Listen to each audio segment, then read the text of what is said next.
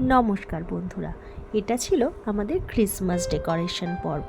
প্রিয়াংশী ছোট ছোট জিনিসগুলোকে আগে আলাদা করে নিচ্ছিল, তারপর একটা একটা করে অত্যন্ত যত্ন সহকারে সাজাচ্ছিল। একদম নিজের মনের মতো করে ছোট্ট ছোট্ট জিনিসগুলো দিয়ে ও সাজাচ্ছিল এই বছরের ক্রিসমাস ডেকোরেশন।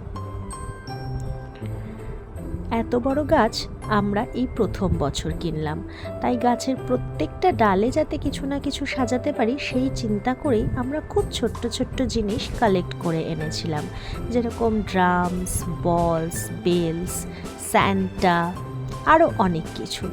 সেগুলোকে খুব আস্তে আস্তে ধীরে ধীরে প্রিয়াংশী গাছটার মধ্যে সাজিয়ে ফেলেছি। এই বছর একটু নতুনত্ব করার ইচ্ছা ছিল, তাই জিসাস ক্রাইস্টের জন্ম বৃত্তান্ত নিয়ে একটা ছোট্ট জায়গা আমরা সাজিয়ে তুলেছি, আর সেইখানে দিয়েছি স্টার্স, এঞ্জেলস আর কিছু গিফটস।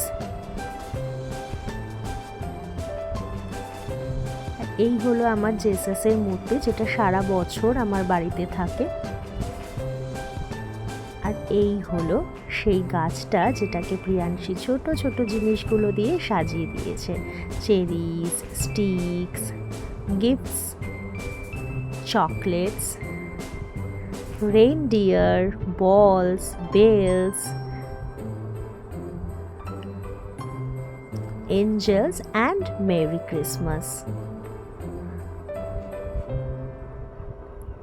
গাছটা দেখতে সত্যিই খুব সুন্দর লাগছিল। জানি না ভিডিওতে কতটা ভালো লাগছে, সামনে থেকে বেশ মিষ্টি লাগছিল।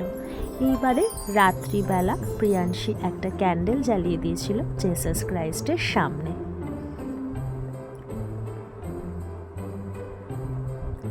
তারপর কিন্তু ও বসে বসে অনেকগুলো ক্যারলসও গেয়েছিল।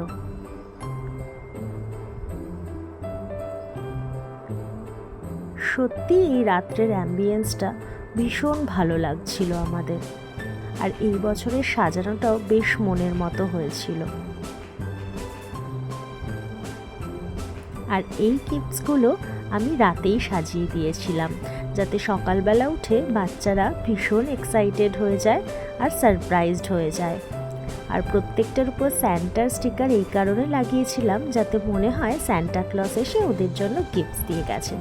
আমি কিন্তু বাড়ির প্রত্যেকের জন্য গিফটসের অ্যারেঞ্জমেন্ট করেছিলাম, কারণ যতই কেউ বড় হোক ছোট হোক, গিফটস পেতে কিন্তু সবারই খুব ভাল লাগে। গিফটটা ছোট বা বড় সেটা বড় কথা নয়, ওই যে র্যাপিং করে কেউ একটা স্পেশাল ডেতে গিফট দিচ্ছে, এটা কিন্তু বড়ই আনন্দের।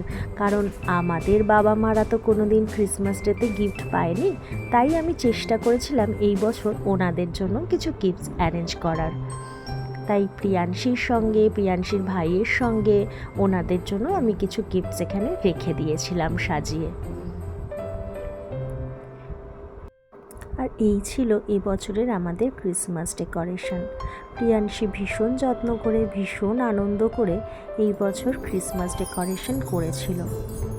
একটু বড় হয়েছে তো এই বছর, তাই নিজের অনেক চয়েস ছিল যে গাছটাকে কিভাবে সাজাবে, আর সেই জিনিসপত্রগুলো নিজে হাতে দেখে শুনেও কিনে এনেছিল।